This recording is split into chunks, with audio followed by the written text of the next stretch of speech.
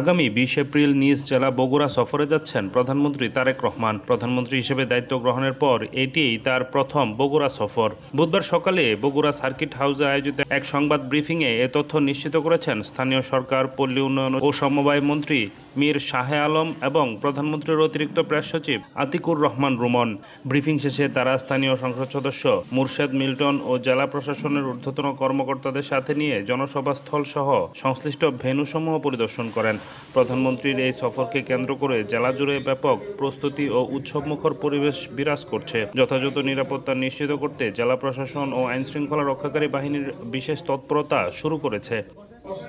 যে সমস্ত ফলক উন্মোচন করবেন এবং আমাদের যে কার্ড বিতরণ হবে আপনার বাগবাড়িতে, এবং বাগবাড়ি শহীদ জিয়া স্মৃতি বিজড়িত জন্মভূমি বাসায় যাবেন, সেই বাসা পরিদর্শন করবেন।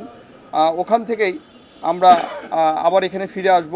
এগুলো মোটামুটি কর্মসূচি আমরা মোটামুটি ঠিক করে ফেলেছি। এখন শুধু আমরা পরিদর্শন করব। এটা নিয়েই আলোচনা হলো। আপনারা সবাই সহযোগিতা করবেন, আমাদের সহযোগিতা সবচেয়ে বেশি প্রয়োজন।